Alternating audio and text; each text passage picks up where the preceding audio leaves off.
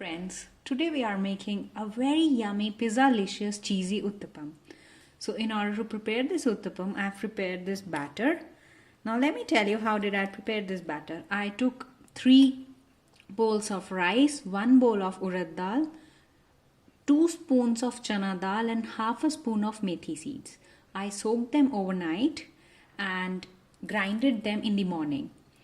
A very good tip in order to make the batter ferment nicely, do not throw the water that you used to soak the rice and dal because that will help with the fermentation. So after grinding them, I put the batter in the sunlight for around 4-5 hours, and then as you can see the batter has fermented really well. If you don't get sunlight, you can put it in OTG for some time, like for 5 minutes, and heat it nicely so that the heat actually helps as a catalyst in fermentation. So now let us spread the batter on a non-stick tawa. Just make sure that when you prepare an uttapam, don't spread the batter too thin, because in this thickness we are gonna embed the vegetables. Now here are the tomatoes. I have mixed salt and red chili into the tomatoes already. So now I'm gonna embed these tomatoes in the batter. See, the batter was spread so thickly that the tomatoes could easily be embedded into them. Now I'll add some green chilies to this.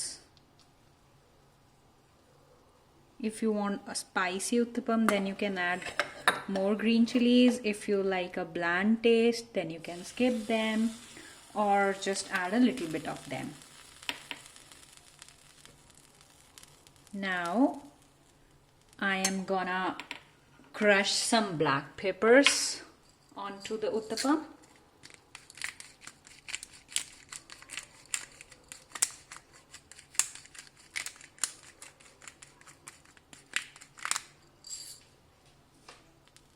We'll let it heat for some time.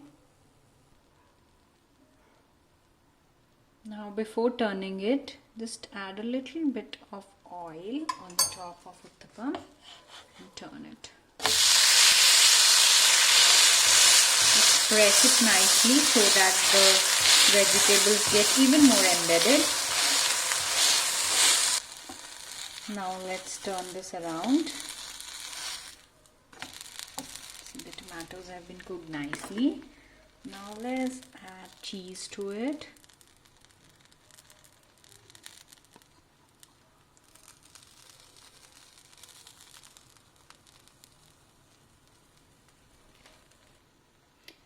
When you add the cheese, just make sure that the flame is on sim. Otherwise the whole thing will get spoiled. And also when you put the batter on the tawa for the first time, just don't cook it too much because we are gonna give it some heat after adding cheese as well. So now the cheese has melted nicely. Now we'll add some mixed herbs to it to just get that pizzalicious taste. You can also add some chili flakes if you want. I had added green chili, so I'm not adding them.